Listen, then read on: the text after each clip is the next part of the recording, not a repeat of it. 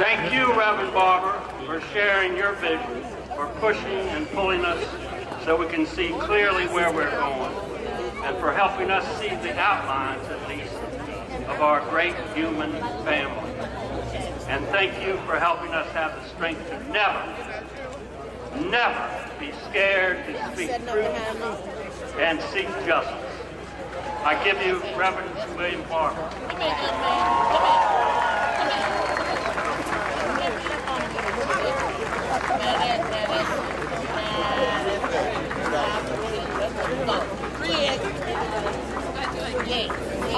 Peace, shalom, and assalamu alaikum from the God who is known by many names, but who has gathered us in this place and even has the power to hold back the rain. Greetings to all of you who have come from everywhere across our state, and to those now passed into the great cloud of witnesses who, before we ever saw this day, fought and labored that we might have so many of the freedoms we enjoy. 100 years ago this week, in the middle of an economic crisis and racial injustice and violent bigotry, a group of white men and black men, white women and black women, preachers and philosophers, social workers and scholars, the grandchildren of slaves and the grandchildren of abolitionists, answered a question raised by William Wallen, a white activist: what great body of people would come to the aid of the Negro? In the faces of lynchings happening figuratively to black people in education, healthcare, and economics, and actually to black bodies swinging on trees, a courageous, multicultural, multicolor, multi-ethnic group of people refused to shrink back, believed that if they did not answer the call for justice, their silence would mean approval.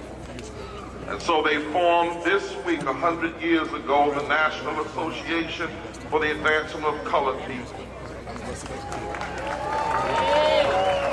Their first chairwoman was a white social worker named Mary Overton, who clearly understood the relationship between racism and classism. Our gathering here today, 100 years later, in its diversity, looks like their gathering then. They answered their call then, we must answer our call now.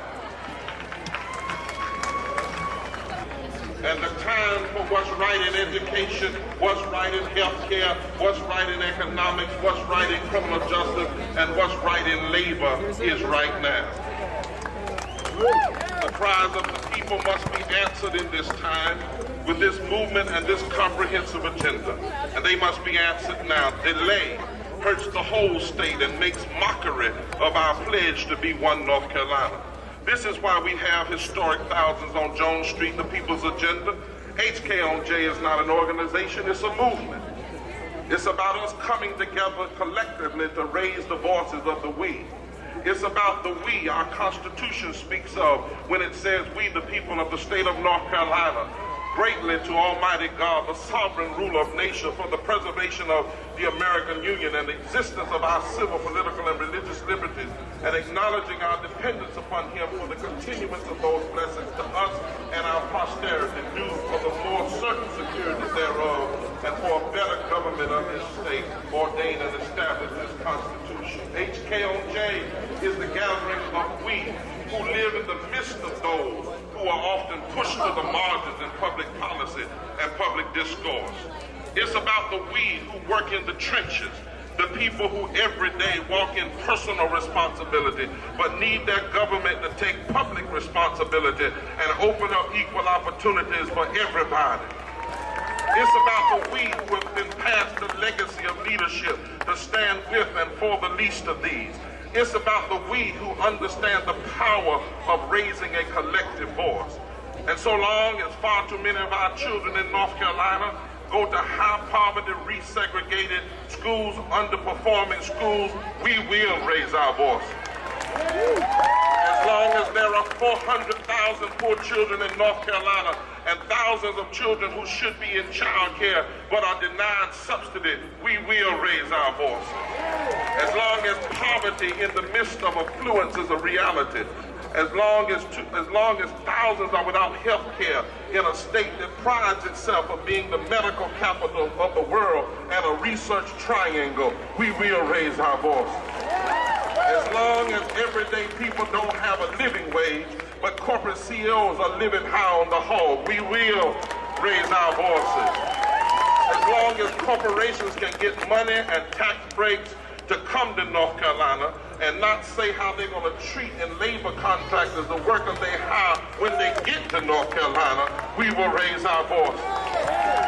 As long as rural black farmers and white farmers are threatened by the Navy in northeast North Carolina with landing fields, with bringing in planes dangerous to the environment and the health simply because wealthy folk don't want them in northern Virginia, we will raise our voice.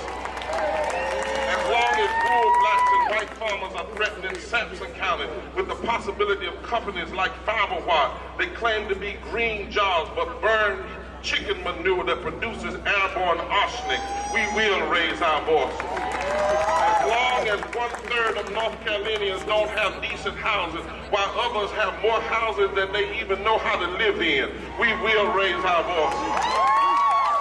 As long as state government and municipal workers are denied collective bargaining by a Jim Crow statute made in the 1950s, we will raise our voice.